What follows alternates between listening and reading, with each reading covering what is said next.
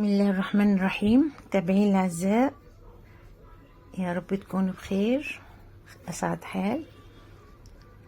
النهارده هنعمل فراخ بتتبيله المندي، تتبيله سهله ولذيذه وهتنول اعجابكم ان شاء الله.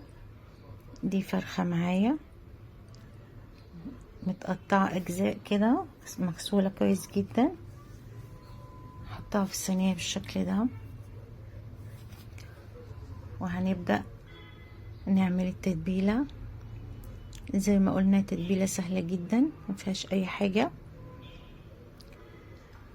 هي عبارة عن كوباية زبادي، ولو هعمل فرختين اخليهم 2 زبادي. فالنهاردة انا معايا كوباية الزبادي عشان بعمل فرخة، ودول 2 معلقة صلصة، ومعايا البهارات بتاعتي طبعا كاري وكركم، بهارات فراخ، توم باودر، معلقة مش معلقة، نص او ربع معلقة زنجبيل مع قرفة، حاجة بسيطة يعني منكترش برضو. كلهم كده مع بعض بالشكل ده حضراتكم. هقلبهم كويس، هيوصلوا معايا الكثافة دي معقولة جدا على الفرخة، مش وحشة. هتبل كويس قوي، هغمز القطع الفراخ لحد ما تشرب من التتبيلة كويس جدا بالشكل ده. كلهم معايا هنا في التتبيلة،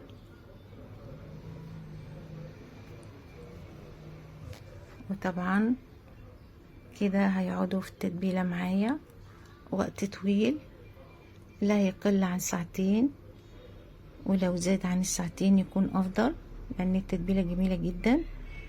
وكل ما قطع الفراخ معايا تاخد من التتبيلة وتشرب منها كويس هتطعمها ويبقى طعمها لذيذ. اهم كده بعد ما انتهيت من تتبيلهم كلهم، طبعا هحطهم في التلاجة، انا مش هسيبهم كده. انا خدتهم عندي بيتهم طول الليل، وبعد كده فرن سخن على الشبكة درجة حرارة 220 لحد ما يستووا كده. انا بحبها ناشفة، ممكن تبقي فيها شوية صوص عادي مفيش مشكلة، الصوص طعمه حلو قوي. ولو حطيتي حبة زيت او سمنة عادي مفيش مشكلة. اهو بعد ما خرجت جميلة جدا ومهروسة وشاربة من التتبيلة لدرجة ان لونها من جوه اتغير، جميلة جدا. الف هنا